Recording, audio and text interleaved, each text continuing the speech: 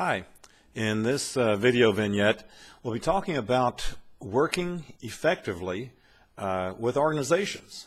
Now, this may sound like a strange subject for a discussion on needs analysis because when we do education, when we create an instructional opportunity or instructional product, learning opportunity, whatever we want to call it, we usually think about the needs of learners.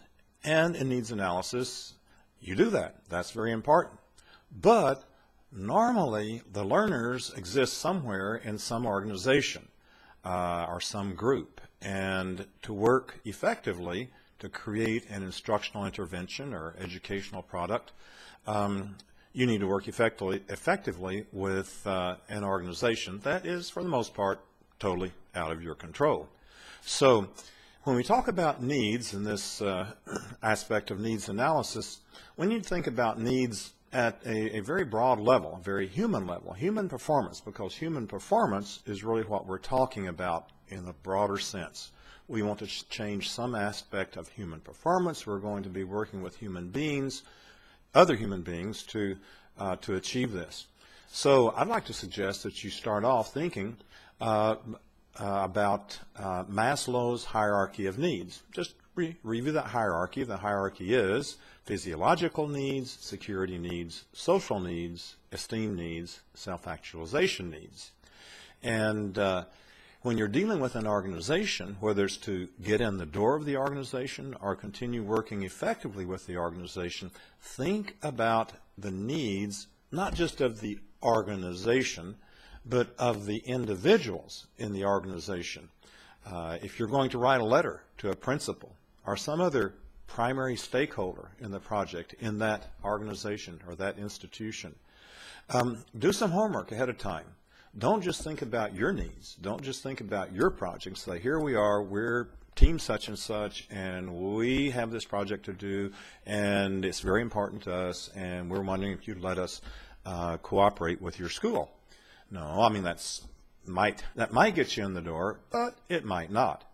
And not only do you need to get in the door, you need to maintain cooperation with these folks throughout the entire project. Because if you lose cooperation midway through the project, you've lost the project. So anyhow, excuse me. If you think about Maslow's hierarchy of needs, it helps you think a little bit about, well, what might be motivating these decision makers? Because really what you want is the support of major decision makers. You want your foundation of your project to be laid on solid support of major decision makers within the organization. So one thing you need to figure out, and maybe you have already, is who are the major decision makers, because the major decision makers aren't always who they appear to be, right? I mean, some organizations, it may be the president's secretary that makes all the important decisions, while the president is out playing golf. You know, it's the organizational chart is important, but it doesn't tell you everything. So you have a lot to think about as you are laying the foundations of cooperation with an organization or a group. Not just with the students, I'm talking about the administration, the decision makers, the major stakeholders that relate to or related to or could be impacted by your project. So a good approach is do a little bit of homework and find out, well, how could we do something to help these people? So really you start putting their needs first. You start thinking in those terms. And if you go into a situation and the people understand that you are aware of their situation, that you are concerned about their needs, not just about completing your project, then you have a much, much higher chance of getting success. Not starting off thinking about you, but starting off thinking about them and letting them know that. And of course, ahead of time, part of that, if you're concerned about them, show some interest in them, you do some research on their situation, so you don't go into the organization cold. You go in there with some knowledge of who they are, what they're doing, what's important to them. And here's something that's really, really key too, is watch out for favor or disfavor. If you find favor with a major decision maker in an organization, that is a very strong indicator of success with that organization, right?